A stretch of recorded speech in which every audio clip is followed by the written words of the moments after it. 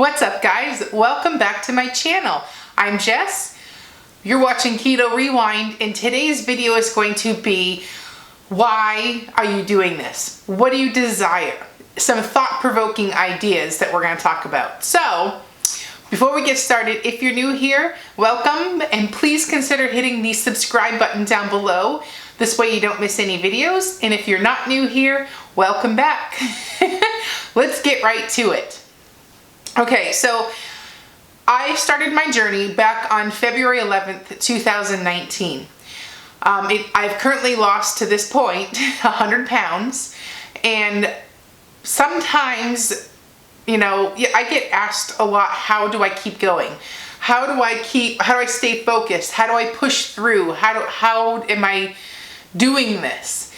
Well, it comes down to a few things, and at the time I didn't know what I did was something I would look back on, like this point in my journey and stuff like that. So I did want to share what I did do that you can, I forget which video it is. It's from like early, like month 1 or month 2 in my weight loss journey. In one of those videos I posted this topic, and what I did was I created a list of things scribbled on some random paper I was doodling that day. I mean, now I look at this list and I'm like, I live by this now. But you have to take time, stop what you're doing, and dig deep into some of these really thought-provoking thoughts. And you need to determine your why. Why are you doing this? What is this all for? You know, like, why? So when you have a moment when you're just not feeling it, you want to have you know, whatever, you want some bread or pasta, you are getting discouraged, you're just, you know, like, this is a journey. This is something that's not going to happen overnight, a fix. I mean, I'm in week 48 of my journey, and I'm still morbidly obese until I lose like another 6 pounds, you know, like, and it's been, you know, 11 months. So you got to think of things that keep you going. So back in the day, I didn't think that this was going to be anything, but that's my list in my most worst handwriting possible. But I'll read them off. And these are still true to this day, but you need a list like this to, I mean, put it in your phone, tape it somewhere in your office, you know, put it somewhere where you can see it and refer back to it and remember why you're doing these things. Because sometimes your mind is going to show up 100% of the time. Are you going to show up 100% of the time to fight this? Or are you going to let your mind play their dirty tricks on you? You know, the mind's going to say, ooh, we just watched that commercial of that juicy hamburger full of, you know, toasty bread and gooey with cheese and inside a giant french fries and a huge Coke. Ooh, that looks good. You should go get one. Your mind's going to be like telling you you want these things. And it's going to show up 100% of the time. Your mind is going to tell you after you only lost 1 pound that week, oh, I wish it was more. That's not good enough. You know, like, it's not just like food that your mind's going to tell you to do. Your mind's going to tell you emotionally things as well that you're going to believe, you know? So, and then how you talk to yourself. So this all like ties in now, and it makes sense for me now. But at the time, I didn't know this list was going to mean so much to me. I mean, it's written on a half of a piece of paper that was just scrapped. It was probably, my kids were on an art project or something, and I ripped it and jotted 11 things down. But I mean, I refer back to this list in those moments where I'm just struggling, or, you know, or just there was a refresher to keep me going. And like the first one I put, tired of being tired, and I underlined tired. I'm embarrassed by the way I look. And I'll say that when, like, my kids were starting school this year. I guess it's technically last year now. We're in 2020. But I didn't want to be the fat mom that walks their kids to the class and like the biggest mom of the class. Like, I was just tired of and embarrassed of the way I looked. I can't fit in my clothes. I bought something and then it was too small and it was already a 3X or something, or, you know, like my entire closet I couldn't fit into. I'd gotten too big, basically. So I was either going to have to invest in the next size up, like 4X, or I was going to need to lose some weight. And, you know, obviously we know what happened. I hate the person in the mirror. I absolutely hated looking at the person that I was seeing. You know, like, that person to me was weak. That person to me was a failure. That person to me was just not something I wanted to be.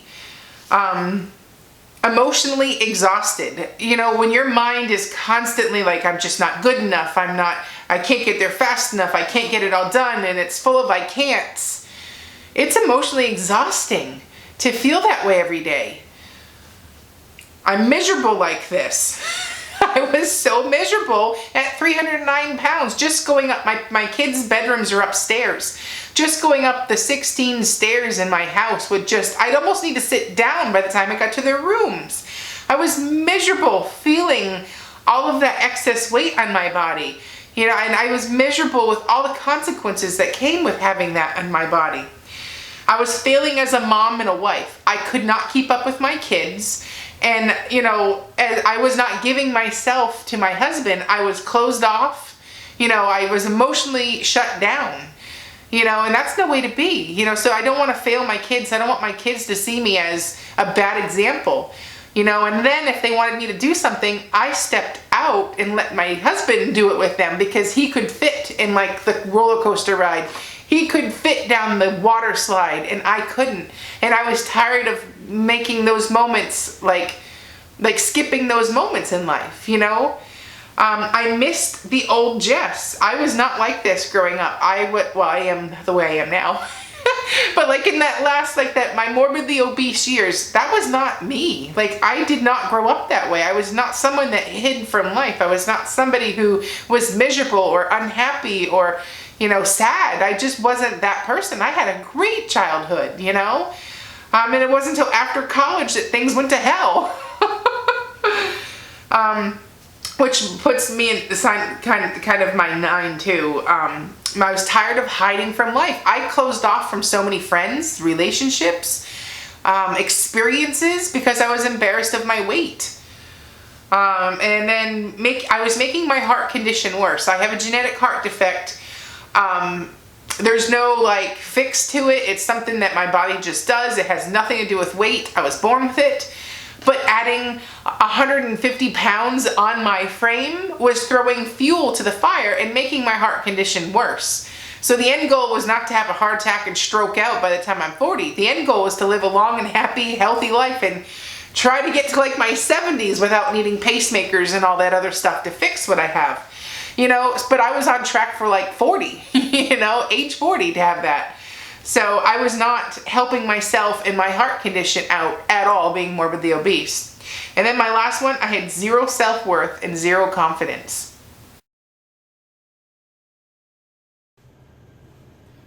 All right, I am on day 7 of keto. I'm making this video so you can track my progress. I am down 8 pounds in 7 days, and wanted to give a quick video of what my current body shape is.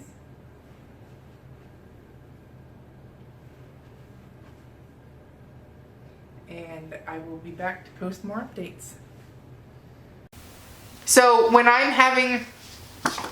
and who knows what this is even written on, but but I mean, when I'm having those moments where I just want to give up, what keeps me going? My why keeps me going. I remember the why I'm doing what I'm doing. Why, what is this all for? I remember that. And I look back to this list all the time, and you know what? Looking forward, I should have made this on a much prettier piece of paper, you know, and put it in a frame or something.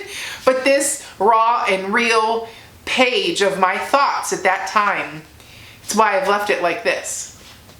So my homework for you, comment below with at least one reason why you're doing this. If you want to give me the whole list, go right ahead. Write it down, make it real, verbalize that, and then start living your life as if you were listening to your to-do list. Stop hiding from life and make it a point to have something to look back on, whether it be on your phone, whether it be a handwritten hot mess like this one, but have something to look back on and refresh your memory. What is this all for? Why do you need to change your life? Why should you change your life? And use that opportunity to show up 100% of the time, just like your mind is going to do. So if you are talking to yourself nicely, if you are fighting for your next chapter of your book, and if you're fighting for that, you're going to put 100% in, and you're going to diminish and get rid of all that bad stuff, because what's the best defense? A good offense. So if your mind is going to show up 100% of the time, it will be there at every moment, whether it's a weak moment, a vulnerable moment, your mind's going to be there. So make sure you're showing up too, and you're not letting that, you're not going to lose that battle. You may currently have a little trouble getting the job done, but your goal should be to win the battle. And that means remembering what your why, what is this all for? So I hope that was a thought-provoking video. Thoughts like that and moments like this of what makes the difference between if you're gonna do it or you're gonna fail. So go be great. I'm Jess, and you're watching Keto Rewind.